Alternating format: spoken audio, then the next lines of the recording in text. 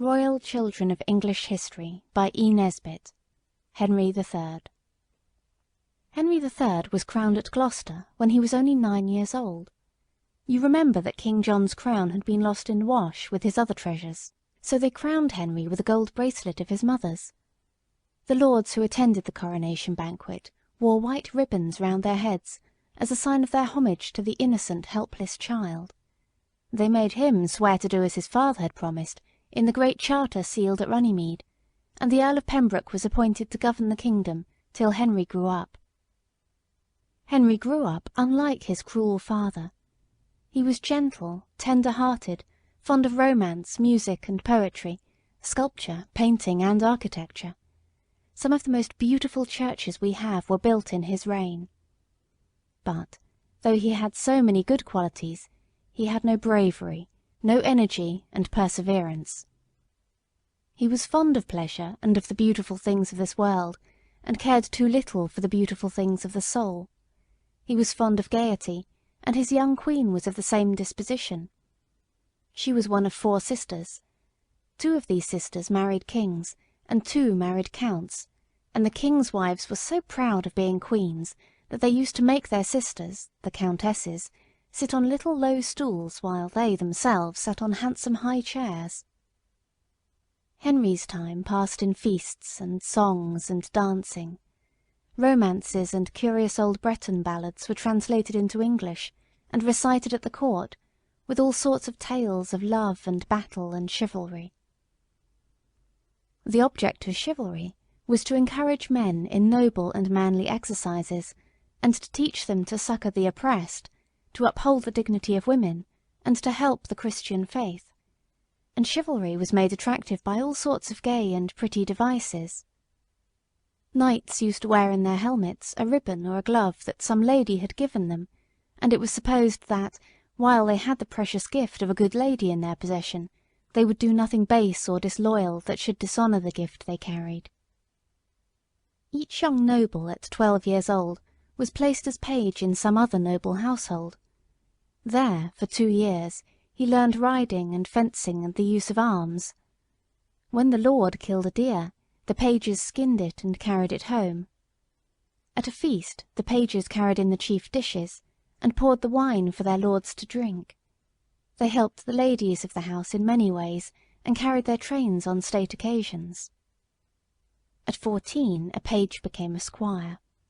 He helped his lord to put on his armour, carried his shield to battle, cleaned and polished his lord's armour and sharpened his sword, and he was allowed to wear silver spurs instead of iron ones, such as the common people wore. When he was considered worthy to become a knight, he went through a ceremony which dedicated him to the service of God. The day before he was to become a knight, the young man stripped and bathed. Then he put on a white tunic, the white is a promise of purity, a red robe, the red meant the blood he was to shed in fighting for the right, and he put on a black doublet, which is a sort of jacket, and this was black in token of death, of which a knight was never to be afraid. Then he went into the church, and there he spent the night in prayer.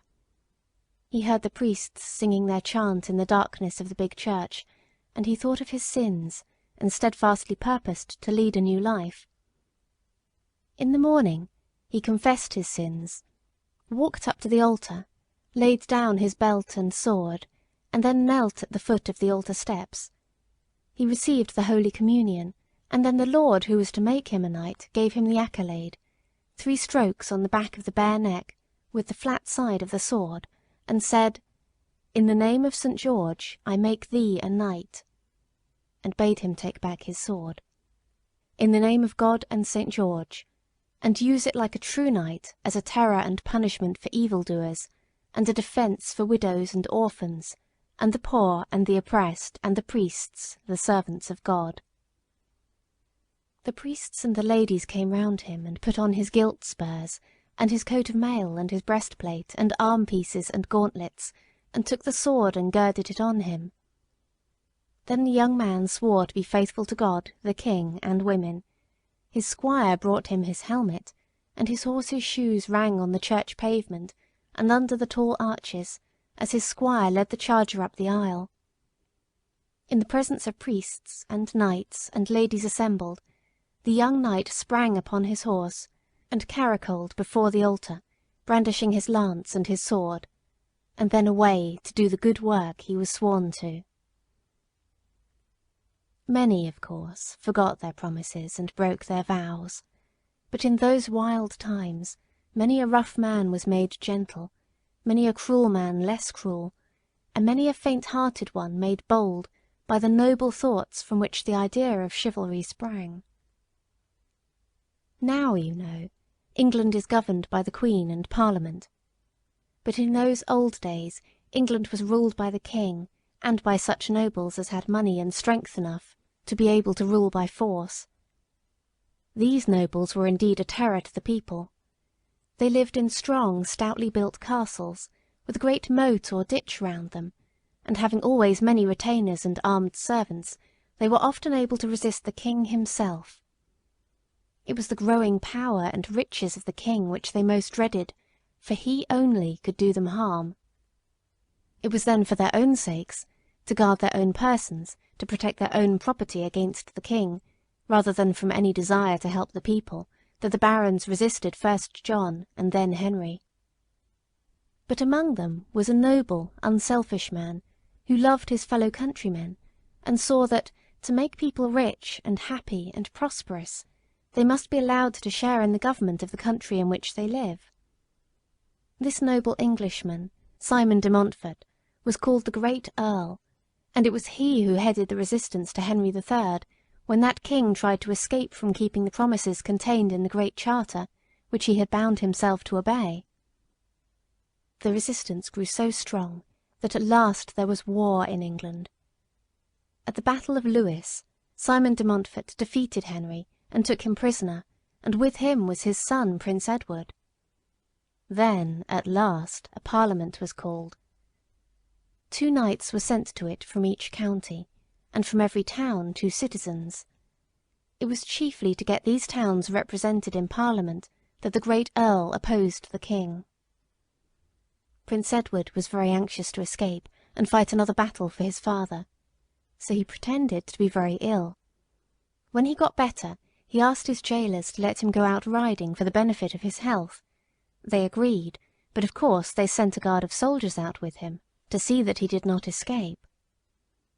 Prince Edward rode out for several days with them, and never even tried to get away.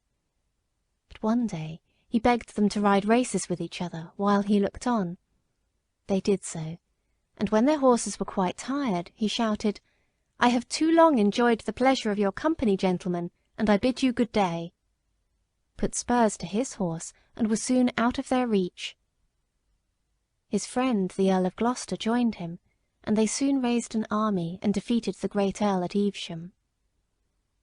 "Let us commend our souls to God," said Simon, as Prince Edward and his men came down upon him, and the little band of knights who stood by his side. One by one the knights fell, till Simon only was left. He hacked his way through his foes, and had nearly escaped when his horse was brought to the ground, and a death wound was given him from behind. "It is God's grace," he said, and died. But though the leader died, the work was done, and a parliament established in England. Some of the priests in England had grown very wicked and greedy. They neglected their duties, and thought only of feasting and making themselves comfortable. But some good monks came over from Rome, and determined to try to show the English priests what a Christian's duty was. They made a vow to be poor, and to deny themselves everything, except just enough food to keep body and soul together. They would not even have books at first, but spent all the money they could collect on the poor. They nursed the sick and helped the unfortunate. They would not wear pretty clothes or beautiful vestments, but were dressed in plain grey or black serge, with a rope round the waist and bare feet. Although they were foreigners and could speak but little English, they encouraged people to write in the English language instead of in Latin or French. It was a favourite dream of the early English and French kings to take Jerusalem and the Holy Land from the hands of the Saracens, and to let Christians be the guardians of the place where Christ lived and died. To do this, They were constantly making war on the Saracens, and these wars were called Crusades, and the knights who went to them Crusaders.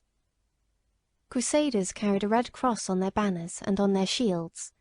The Saracens' banners and shields had a crescent like a new moon. For 200 years this fighting went on, and the last of our English princes to take part in it was Prince Edward. He had only 300 knights with him, and was not able to attack Jerusalem, because he could not get together more than 7,000 men. His knights went on pilgrimage to Jerusalem, but he stayed in his camp at Acre. One day a messenger came into his tent with letters, and while he was reading them, the wicked messenger stabbed him. He had been sent to do so by the Saracens, because they were afraid of this brave prince. The prince caught the blow on his arm, and kicked the messenger to the ground, but the man rose and rushed at him again with the knife. The dagger just grazed the prince's forehead, and seizing a wooden footstool, Prince Edward dashed out the messenger's brains. His wife, the Princess Eleanor, was afraid the dagger was poisoned, so she sucked the blood from his wound with her own lips, and so most likely saved his life. But he was very ill in spite of this, and England nearly lost one of her best and bravest princes. As soon as he was well enough to travel, he set out for England, and on the way he was met with the sad news that his father and 2 of his children were dead.